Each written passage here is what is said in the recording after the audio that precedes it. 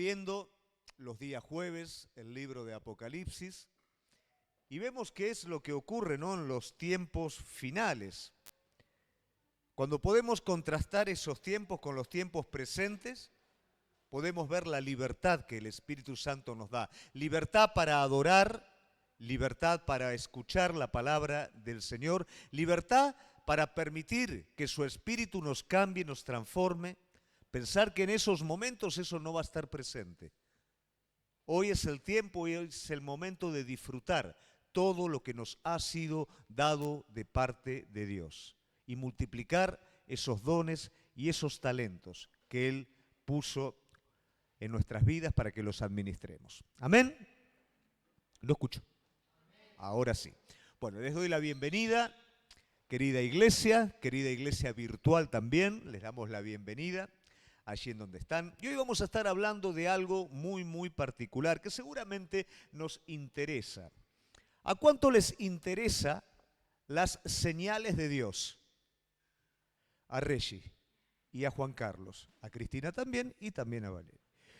Bueno, al resto no les interesa las señales de Dios. Estamos bien entonces. Por supuesto que a todos nos interesan las señales de Dios. ¿Por qué razón? Porque todos, de alguna manera, queremos participar de lo sobrenatural. De hecho, hay una realidad, en todo esto hay una verdad, y es que Dios provee de señales para su pueblo. ¿Lo cree así? Bien. Estamos hoy bien, ¿eh? Vamos a levantarnos un poquitito. ¿Cuántos han participado alguna vez de alguna señal de Dios? Yo participé. Bien. Estamos lentos, hoy. Bueno, Dios obra y Dios obra en la realidad que nos toca vivir. Usted sabe que hay tendencias o líneas de pensamiento que consideran que las señales, ¿no es cierto?, fueron para el Antiguo Testamento, fueron para el tiempo de la Iglesia de los Hechos, pero que en la actualidad no hay tales señales, que no están presentes, ¿no es cierto? Eso se llama cesacionismo, que quiere decir que las señales terminaron en la época de los apóstoles. De hecho, no es así. La palabra de Dios nos asegura que las señales seguirían a los que creen. Pero es muy importante que este tema de señales se pueda interpretar correctamente, porque una señal por sí misma nos puede desviar a cualquiera de nosotros a un error. Una señal siempre no va a ser ni más ni menos que confirmar la palabra de Dios. O sea que la palabra de Dios y la señal son complementarias, nunca van a entrar en conflicto. Yo puedo correr el peligro de confundirme con una señal si no conozco la palabra de Dios. Fíjate, por ejemplo, lo que dice en Deuteronomios, capítulo 13, versículo 1 al 4. Cuando se levantare en medio de ti profeta o soñador de sueños, y te anunciare señal o prodigio. ¿Seguimos? Y si se cumpliera, presta atención a esto, si se cumple la señal o prodigio que él te anunció diciendo: vamos en pos de dioses ajenos que no conociste y sirvámosle, no darás oído a las palabras de tal profeta ni tal soñador de sueños, porque Jehová vuestro Dios os está probando para saber si amáis a Jehová vuestro Dios con todo vuestro corazón y con toda vuestra alma. Prestemos atención un poquito a esto. Si hay una señal anunciada y se cumple, probablemente la mayoría puede decir: aquí está Dios. Y esto es algo de Dios. Pero si esa señal, en vez de conducir a Cristo y a su palabra, a Dios y a la fidelidad de Él, conduce a un lugar diferente, esto no es de Dios. Y déjame decirte que hay señales que son parecidas a las señales de Dios, pero no son de Dios. Cuando Moisés tira su vara delante de la corte de Faraón y se convierte en víbora, los magos imitan el mismo milagro. Y no tiene nada que ver una cosa con la otra. Mientras una señal venía de parte de Dios para corroborar la palabra de Dios dicha a través de Moisés, la otra señal venía para confundir y desacreditar la obra de Dios. Entonces tenemos que tener cuidado con esto. Es cierto que hay señales de parte de Dios que confirman la palabra de Dios en nuestra vida, pero también hay señales que si nosotros nos mantenemos ajenos a la palabra de Dios, nos podemos confundir y le podemos errar. Cuando el corazón de la persona es correcto, va a interpretar correctamente las señales de Dios. Cuando el corazón de la persona es incorrecto, va a usar las señales para confirmar lo que el corazón engañoso considera o quiere. Elías escapó de su comisión de manera temporal y a lo largo del camino él participó de un montón de señales. Comida que lo sustentaba mientras escapaba. Y aún estando en esa cueva, vio tremendas señales de la naturaleza. Señales que si él no hubiera tenido un corazón conforme a Dios, podría haber dicho tranquilamente, estas señales confirman que está bien lo que yo hice, que me escapé. Pero un hombre conforme al corazón de Dios sabe distinguir dónde hay señales en las que el Señor no está.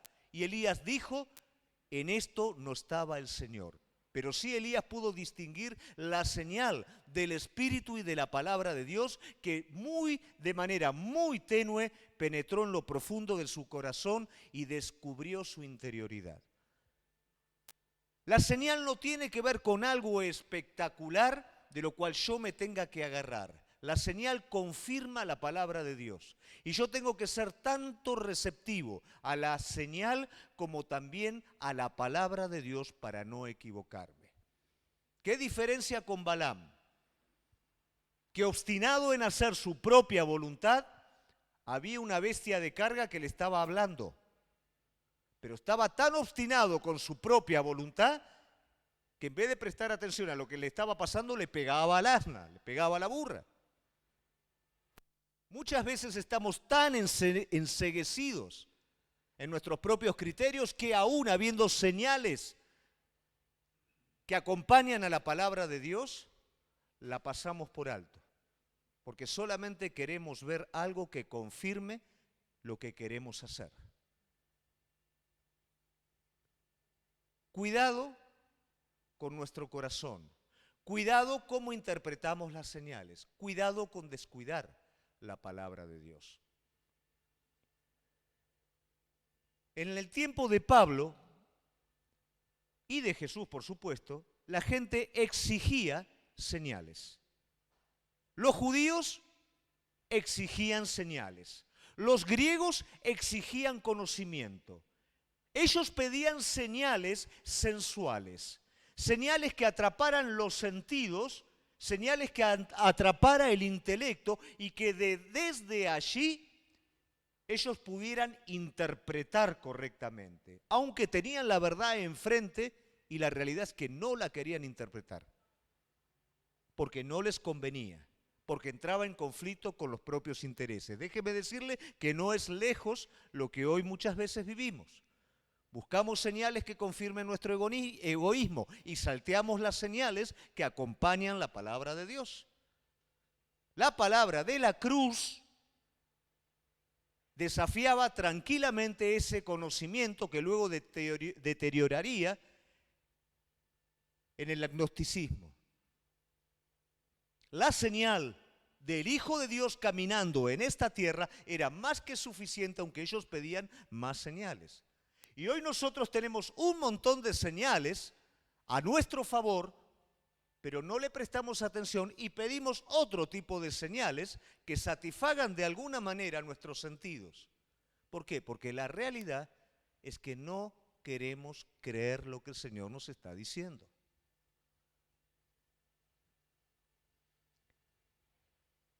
Los enemigos del Señor demandaban del Señor señales que confirmaran quién era Él. Y los amigos del Señor a veces también la demandaban. Sin embargo, Jesús nunca aflojó a la demanda de señales para confirmar quién era Él. Eso Él lo resolvió luego del bautismo, cuando la palabra del Señor o el Señor abre los cielos y confirma la filiación con su Hijo, resuelve en el desierto este asunto. Cuando el enemigo le está demandando señales que confirmen su divinidad, Él no tenía por qué estar haciendo absolutamente nada, respondiendo al enemigo, escrito está. No era el poder de la señal, sino era el poder de la palabra de Dios en el cual Jesús descansaba. Ha de ser en ello en donde nosotros hemos de descansar, en la palabra del Señor. No te hagas un buscador de señales.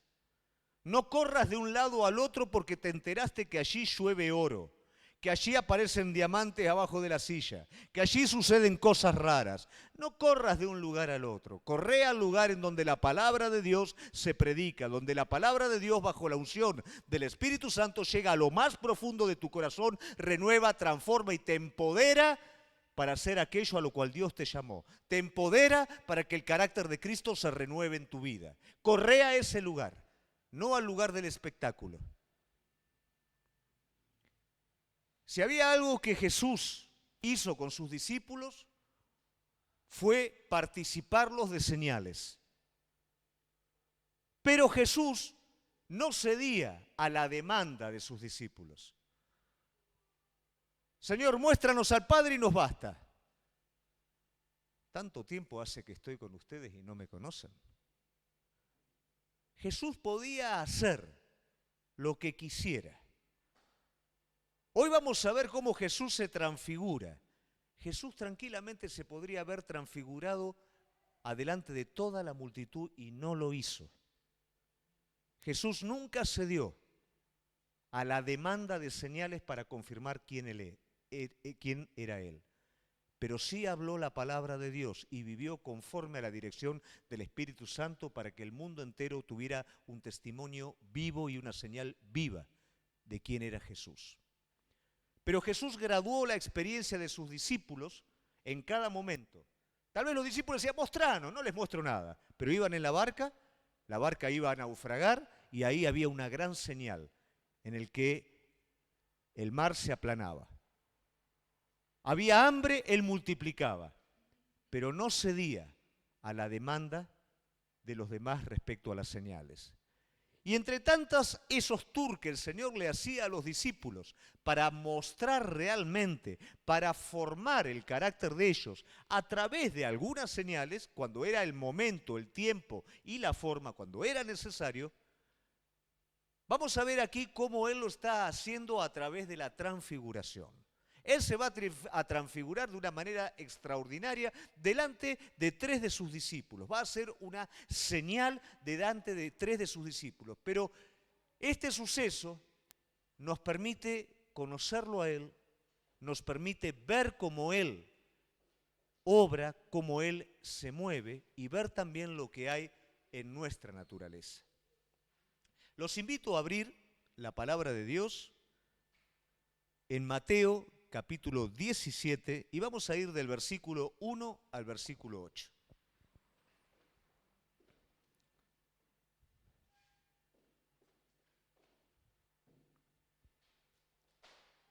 ¿Lo tenemos?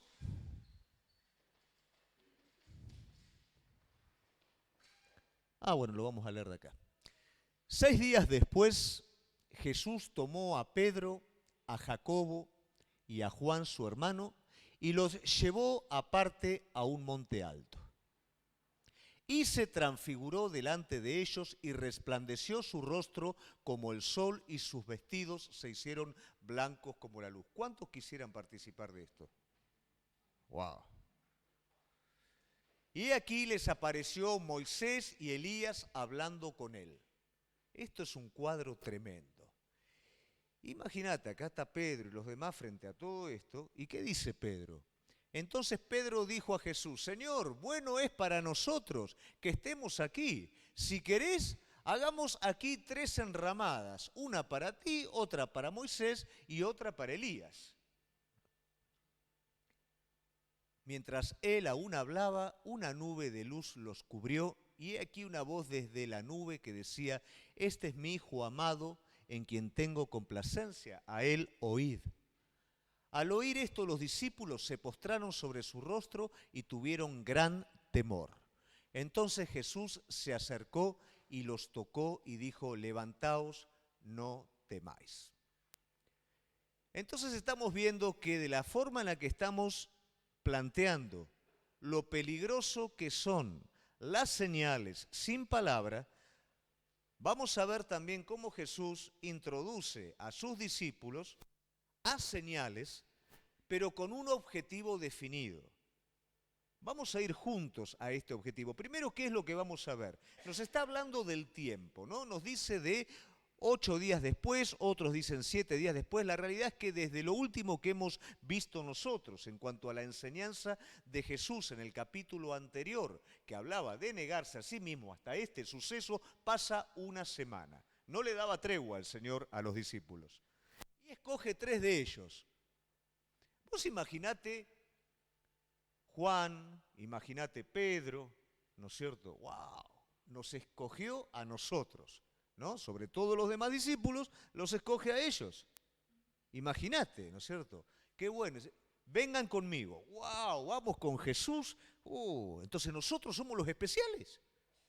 Está buenísimo, vamos. Pero dice la palabra de Dios que ¿dónde lo llevó el Señor? ¿A dónde? A un monte. ¿Qué quiere decir esto? Había muchos montes. Probablemente el monte al que el Señor los llevó se llamaba Monte Mirón.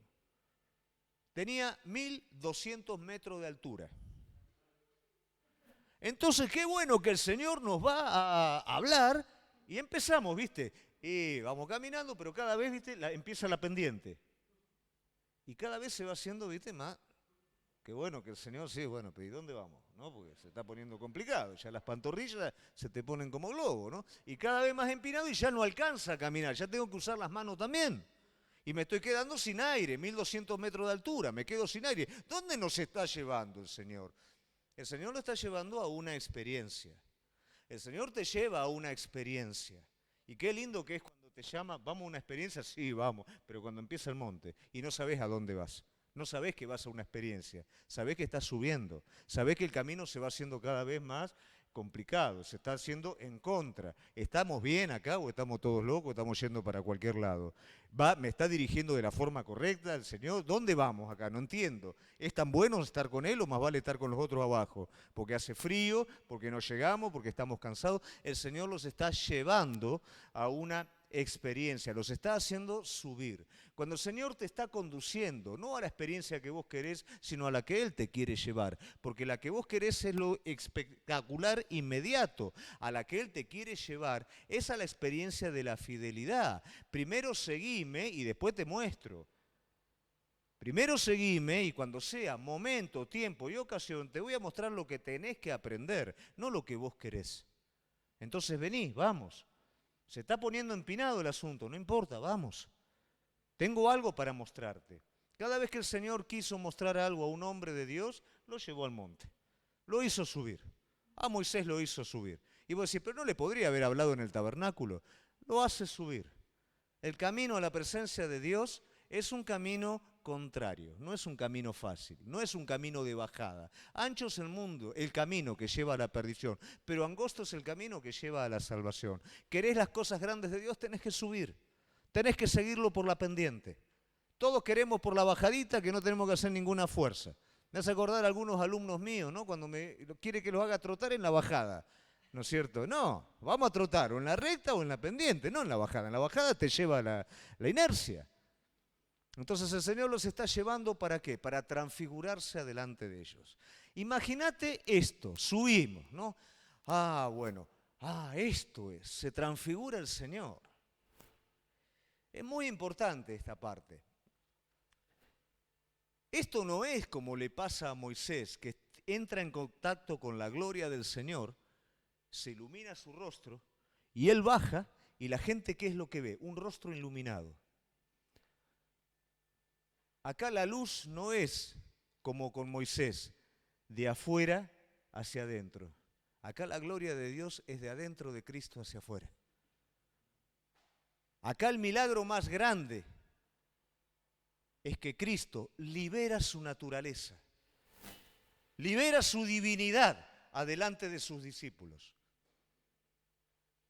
Divinidad que Él mantiene contenida, no la hace espectacular delante de nadie para no estimular los sentidos de las personas, sino que las reduce a la humanidad para que la persona sea sensible a la verdad de Dios en él. Pero acá libera su divinidad delante de sus discípulos.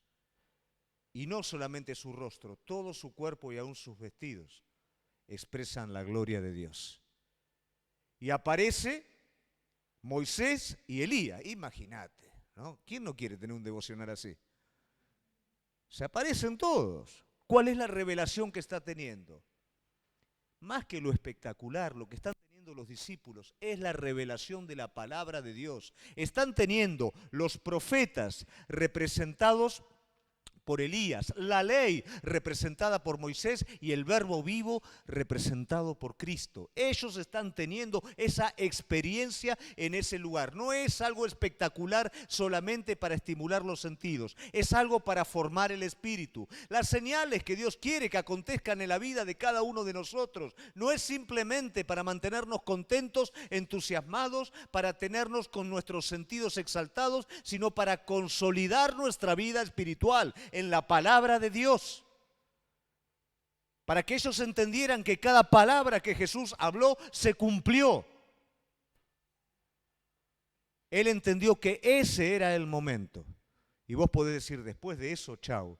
Déjame decirte que los mismos tres que participaron de esta realidad fueron los que lo acompañaron a Jesús en Getsemaní. Y fueron los que también escaparon con el resto cuando lo apresaron a Jesús. Una experiencia no tiene la capacidad de sostener la vida espiritual, solamente va a acreditar el mensaje, la palabra, y es la palabra la que te va a dar carácter espiritual, no una experiencia. La experiencia ayuda, suma, pero no tiene la capacidad de sostener. Y fíjate lo que pasa acá. ¿Qué dice Pedro? Bueno es para nosotros que hagamos una enramada, hacemos casita para Elías, para Moisés, para vos, y nos quedamos todo acá. Los otros evangelios dicen, no sabía lo que decía, ¿no? Pedro habló sin saber lo que decía. Pero la realidad es que esta señal espectacular, ¿qué es lo que hace? No hace ni más ni menos que mostrar la necedad de nuestra naturaleza. Si vos le prestás atención, ¿qué dice? Pedro dice, es bueno para nosotros. ¿Es bueno para él quedarse ahí? ¿Es bueno para él conservar de alguna manera una señal extraordinaria y limitarla a ese monte y quedarse todos ahí, extender esa experiencia durante un tiempo indefinido? ¿Es bueno eso? ¿Es necesario decir lo que él dijo frente a semejante situación? Pero la naturaleza humana está preparada para recibir una señal espectacular. Le gusta, pero no sabe qué hacer con ello. Por eso te digo que si no hay palabra de por medio, una señal te puede llevar ¿a qué? A construir una enramada en el lugar de la experiencia. ¿Qué quiere decir esto? A buscar continuamente sensaciones, providencias, cosas. Pero evoluciona esta visión. Y ya no era Cristo con Moisés y con Elías. Dice que una nube envolvió el lugar. Y acá ya los discípulos cayeron de rodillas. ¿Por qué razón? Porque se expresó la gloria de Dios. Y cuando la gloria de Dios se manifiesta, a diferencia de lo espectacular que ellos vieron, esta evolución en la señal que es la gloria de Dios hace que la naturaleza se desvanezca. A mí me pasó en la cuarentena, ¿no? Que, bueno, todos nos ponemos un poquito sensibles, ¿no? Porque te cambia todo, te quedas un poco sensible. Y una vez me acuerdo que viendo un video de muchas personas, ¿no? Que hicieron cosas lindas, ¿no? Deportistas que de repente dejaron de salir primero y ayudaron al otro que merecía salir primero, pero no sé qué le pasó en el camino, lo ayudaron. Tenistas, ¿no es cierto?, que dejaron de jugar el partido porque a una mujer se le había perdido un hijo, ¿no es cierto? Y hasta que no encontraron el hijo, el tenista no continuó. Y me emocioné. Veía eso y me emocioné. Vos imaginate cuando el carácter de Dios se expresó en ese lugar. En el amor a su exponente mayor. La justicia a su mayor expresión. La misericordia, el juicio y todo lo que Él es en su expresión más grande. ¿Qué pasa con la naturaleza? Queda doblegada delante de la presencia de Él. Lo espectacular no te doblega. Lo espectacular te hace pavada. Hacemos una enramada y nos quedamos todos acá. La gloria de Dios te doblega. Y a veces nosotros no entendemos qué pedimos cuando pedimos que se exprese la gloria de Dios. La gloria de Dios te desnuda. La gloria de Dios te hace ver tu necedad. La gloria de Dios te revela el carácter tremendo, amoroso y todo lo que Dios es. Tu naturaleza no puede ni más ni menos que caer delante de la presencia de Dios, que fue lo que pasó con ellos. ¿Y qué pasó con esto también? Vino sobre ellos un gran temor. Cuando la gloria de Dios se manifiesta en la vida del hombre, inmediatamente el temor de Dios viene sobre él. ¿Por qué hoy vivimos a veces como vivimos como cristianos? Porque el temor de Dios no está presente. El temor de Dios no es miedo, iglesia. Es conciencia de realidad. Eso es temor de Dios. Cuando la gloria de Dios se expresa, veo la realidad de Dios, pero también veo la realidad mía. Veo la realidad de lo que Dios dijo y veo la realidad de lo que yo vivo. Y eso mismo, sumido a la misericordia de Dios, va a hacer que caiga de rodillas delante de Él diciendo: gracias, Señor. Entiendo lo que es tu gracia, porque entiendo lo que sos vos, entiendo lo que soy yo, entiendo tu gracia. Gracias. Y ahí es donde está presente la reverencia y un montón de cosas que nosotros la convertimos en rituales o en legalismos, porque no participamos de esa gloria, porque no está muchas veces presente el temor del Señor en nuestra vida y hacemos de algo esencial algo religioso. Pero cuando esta señal espectacular, que la gloria de Dios se manifiesta en la vida de cada uno de nosotros, nuestra naturaleza se doblega delante de Él y cae. Y todo esto termina en lo más importante de todo. Si vos decís, ¿qué más puede haber de todo esto? Se transfigura Jesús, la gloria del Señor. ¿Qué más? Lo más importante, la voz del cielo. ¿Cuántos queremos la voz de Dios? Señor, háblame, Señor, háblame. Bueno, te hablo. Este es mi Hijo amado. A Él oí, a Él seguí. Todo esto tiene que ver con eso.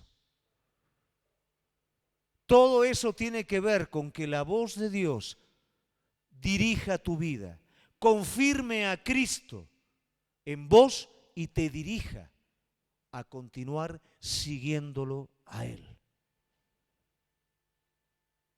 Cualquier señal que te lleve a seguir a un hombre, que te lleve a hacer cualquier otra cosa, cualquier señal que no glorifique a Cristo, querido amigo, no es de Dios, no la sigas, no la busques, aunque provoque cosas lindas adentro, aunque confirme lo que vos querés. La señal de Dios exalta al Hijo. Y la voz de Dios es: este es mi Hijo amado, a Él seguí. Y luego todo este escenario se apaga. Y aparece Jesús levantando a los discípulos diciendo, vamos, levántense, no tengan temor. Esa gloria vuelve nuevamente a su lugar y se traduce en el hombre en aliento, en misericordia. Yo estoy con vos. Ya se apagó el escenario celestial. Ahora yo sigo caminando con vos. Ese mismo, que es el que permite señales sobre tu vida, que te maravillan, es el que nunca dejó de caminar al lado tuyo. El que subió al monte con vos es el que se transfiguró. Es al que tenés que seguir. Pero no te diste cuenta que estaba caminando con vos en el monte. No te diste cuenta que estaba en cada momento. No te diste cuenta que te estaba hablando. Entonces fue necesaria una señal que corrobore y que confirme. Este es mi Hijo amado, a Él seguid. A veces parece que seguir a Cristo es algo monótono, es algo antiguo, es algo pasado de moda. Tiene que haber una sofisticación en la religión que me permita seguirlo de otra manera. Pero la voz sigue siendo la misma. Este es mi Hijo amado, a Él seguid. El camino de cada uno de nosotros es seguirlo a Él. No esperar que la gloria se exprese de manera espectacular. La gloria expresada de manera espectacular te va a hacer cosas necias, te va a hacer cosas necias. Hacemos una enramada, nos quedamos aquí, queremos ser la iglesia de la gloria. No, la gloria es para seguirlo a Él. La gloria confirma a Cristo. Y luego Él te dice, sigamos adelante con lo que estábamos. Después de todo esto. Esto fue un episodio especial en la vida de los discípulos, pero déjame decirte algo. Hay señales espectaculares que Dios ya te dio. Nos dio a cada uno de nosotros. Señales que están ligadas con su palabra. Señales que están ligadas con el seguimiento de Cristo. Y es tiempo, iglesia, que las podamos vivir como tal. No que esperemos algo espectacular, sino que vivamos lo espectacular que nos ha sido dado. ¿Querés conocer algunas de esas señales? ¿No? Vamos con la primera. La señal de Emanuel. Isaías 7:14. Por tanto, el Señor mismo os dará señal. He aquí que la Virgen concebirá y dará a luz un hijo, y llamará su nombre Emanuel, que es Dios con nosotros. Esa es la señal espectacular que el Señor da. Dios con nosotros. En este episodio, el Señor está llevando al rey Acaz a depender de él. Viene un gran problema sobre este rey. Y el Señor lo está probando y lo está desafiando a que él pueda confiar. Sin embargo, este rey decide hacer una alianza con el enemigo para enfrentar la situación. Y el Señor insiste al punto tal que le está pidiendo al rey mismo, pedí una señal. Pedí una señal del cielo, pedí una señal, el Señor le está pidiendo, no es el rey que le pide al Señor, el Señor le está pidiendo, pedí una señal. ¿Y qué dice este rey? No, yo no voy a tentar a Dios. Mirá qué bueno que era. ¿Sabes por qué no pedía señal? Porque no quería hacer lo que Dios le estaba mandando hacer. Por eso te vuelvo a repetir, cuidado con las señales. A veces las señales son cosas que queremos nosotros que simplemente apoyen nuestro criterio. Y el Señor le dice, bueno, está bien, no te voy a dar señal, pero sí la señal que te voy a dar es esta señal, la señal de Emanuel. En el mensaje profético el cumplimiento se produce inmediatamente en alguna situación a mediano plazo y a largo plazo. ¿Qué es Emanuel? Dios con nosotros. Es Cristo, es su Espíritu en medio nuestro. Esta profecía hoy nos alcanza a cada uno de nosotros. Esa es la señal, que Dios está en medio nuestro. El Señor le dijo, saca al pueblo a Moisés. Moisés, si tu presencia no viene conmigo, yo no lo saco. ¿Para qué quiero ir con el pueblo a un lugar si vos no venís con nosotros? Si vos no caminás en medio nuestro, ¿en qué va a conocer la gente que somos pueblo de Dios, sino en que vos camines con nosotros? ¿En qué va a conocer la gente que vos sos cristiano, que vos sos iglesia? Si Él no camina con vos y vos no caminás con Él. Vamos a la otra cita. Entonces el Señor, enseñándoles que guarden todas las cosas que os he mandado, he aquí, yo estoy con vosotros todos los días hasta el fin del mundo. Esa profecía fue en el Antiguo Testamento, pero Cristo le está diciendo a sus discípulos, no solamente a ellos, sino a los que creerían también por la palabra de ellos, o sea, a vos y a mí, estoy con vos hasta el fin. Esa es la señal de Emmanuel sobre tu vida. Él está con vos hasta el fin. En cada momento. ¿Te sentís solo? Eso es algo del alma. Él está, porque lo dice su palabra. Está hasta el fin de los tiempos. Esto es lo espectacular de la señal acreditada por su palabra. Segunda señal. La señal de la cruz. Y el centurión que estaba frente a él, viendo que después de clamar había expirado así, dijo: verdaderamente este hombre era hijo de Dios. Imagínate el cuadro de la cruz. Imagínate ese centurión con esa compañía, todos alrededor mirando, la gente burlándose, la gente viendo que era maldición, que era un anatema, Jesús colgado ahí desnudo, ensangrentado, era un cuadro tremendo. ¿Cómo un hombre inconverso, como un pagano, en medio de esa situación puede estar diciendo verdaderamente este es hijo de Dios? La cruz, que para muchos puede ser algo totalmente insignificante, es distintivo. La cruz divide todo el resto de aquel hombre que estaba reconociendo. La cruz permite que el mundo reconozca a Dios en tu vida. ¿Cuántas veces peleas contra el enemigo? ¿Cuántas veces peleas contra tu carne? ¿Cuántas veces tu vida es una tensión continua entre lo santo, entre lo espiritual y lo natural? Déjame decirte que mientras vos estás peleando, como Cristo estaba luchando en esa cruz por mantenerse en la voluntad del Padre, había alguien allí abajo que estaba viendo que ese hombre era el Hijo de Dios.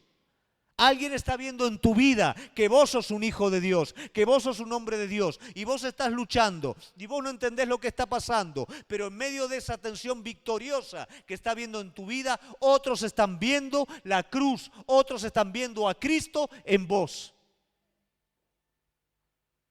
Esa es la señal. Todo aquel que quiere venir en pos de mí, niéguese a sí mismo, tome su cruz y sígame. ¿Y cómo opera esa cruz? Vamos a la otra cita. Pablo dice, porque nosotros que vivimos siempre estamos entregados a muerte por causa de Jesús. Ahí está la cruz, para que también la vida de Jesús se manifieste en nuestra carne mortal. Esa tensión, esa cruz en el interior de la persona hace que la vida de Cristo salga. Una religión mejorada no toca el espíritu de nadie, pero Cristo a través de nosotros toca la vida de otras personas. Y esa es la señal fabulosa. ¿Estás cansado de pelear? ¿Estás cansado de luchar? La cruz es la que marca la diferencia. La cruz es mediante lo cual van a reconocer que vos sos un cristiano en serio. La cruz es por medio de lo cual otros van a decir, vale la pena hacerlo. En vos opera la muerte y en otros opera la vida. Tercer señal.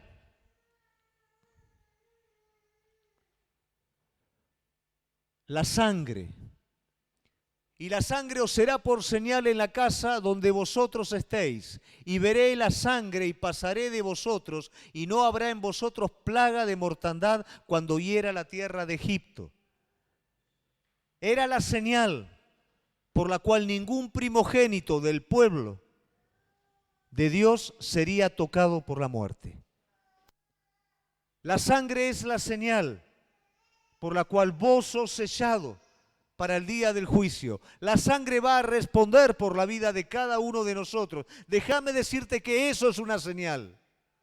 Esa sangre eterna, derramada por Cristo en la cruz del Calvario para vos y para mí, es la que nos va a mantener firme en el momento del juicio, porque no va a responder nuestra justicia, no va a responder nuestra naturaleza caída, no van a responder nuestros propios méritos, va a responder la sangre de Jesucristo por cada uno de nosotros. Y eso es una obra espectacular, eso es una señal espectacular. Eso nos da la libertad en el tiempo presente. Y eso es para tu vida y es para mi vida. Próxima cita. Cuanto más la sangre de Cristo, el cual mediante el Espíritu Eterno se ofreció a sí mismo sin mancha a Dios, limpiará vuestras conciencias de obras muertas para que sirváis al Dios vivo. ¿Cuántas veces el enemigo viene sobre tu vida, llena tu conciencia de culpa, de acusación, al punto tal que te hace inútil? ¿Qué voy a dar yo? ¿Qué hipócrita voy a ser yo de dar algo a alguien? Mirá lo que yo soy. Pero la señal de la sangre de Cristo es la que te limpia, la que lava tu conciencia de obras muertas, de pecados pasados y aún de pecados presentes si te estás arrepintiendo en serio. Es suficiente para lavarte, para limpiarte y para que tu proceso continúe y para que tu ministerio continúe. Pero usalo, créelo, vivilo, pelealo. Esta señal espectacular es para tu vida y es para la mía. Y la última, el Espíritu Santo. Vamos a la próxima cita. Después de esto derramaré mi espíritu sobre toda carne y profetizarán vuestros hijos, vuestras hijas, ancianos soñarán sueños, vuestros jóvenes verán visiones. Joel profetiza el derramamiento del Espíritu Santo en esa época en donde el Espíritu Santo se vivía solamente por cuentagotas en los hombres escogidos por Dios, en los profetas, en los voceros de Dios. Pero vendría un tiempo donde el Espíritu Santo sería derramado sobre toda carne, que es el tiempo que hoy estamos viviendo. Esa señal que estaba presente es una señal que hoy nosotros vivimos. Ese Espíritu Santo nos ha sido dado a cada uno de nosotros. Próxima cita. Pero recibiréis poder cuando haya venido sobre vosotros el Espíritu Santo y me seréis testigos en Jerusalén, Judea, Samaria y hasta lo último de la tierra. Esta señal es para que empieces de una vez por todas a vivir una vida de poder.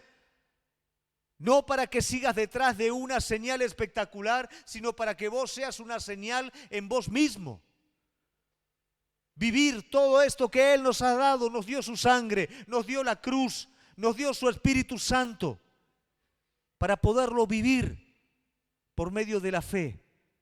Esto es palabra de Dios, esto es seguir al Hijo de Dios, que cada una de estas palabras pueda ser valorada como la señal más espectacular que vos quieras querer. Una señal espectacular, a lo único que te va a conducir, si no va seguido de la palabra, es armar una enramada temporal. Una enramada que cuando venga el viento y la prueba, como vinieron en el momento, no pudo sostener a los discípulos. Si tu vida es una vida de experiencia, si buscas continuamente una experiencia sobrenatural, en vez de afirmarte en la palabra de Dios, estás construyendo una enramada. Y Él no nos llamó a construir una enramada, nos llamó a construir sobre la roca, nos llamó a construir un cimiento, un fundamento firme en su palabra por medio de la fe, para que cuando el viento venga, para que cuando toda la complicación golpee, esa casa permanezca. Es cierto que hay señales, es cierto que Dios va a graduar las señales que vos necesites, no la que vos le pidas, sino la que necesites. Te va a llevar al monte y en el monte te va a hacer recordar todas aquellas señales que han sido preparadas para que vos y yo las usemos. Es tiempo de usar correctamente la cruz, para vivir una poderosa vida en el Espíritu. Es tiempo de abrir las puertas cuando el Espíritu Santo toca y quiere entrar y compartir con vos. Es tiempo cuando el enemigo venga a acusar, a condenar tu vida, puedas hacer que la sangre de Jesucristo responda. Es tiempo de caminar con Dios, de caminar con Emmanuel. No existe señal más maravillosa que el Dios vivo caminando con cada uno de nosotros a través de su Santo y Divino Espíritu. ¿Nos alcanzan las señales que nos ha dado el Señor? ¿Las empezamos a usar? Pongámonos de pie.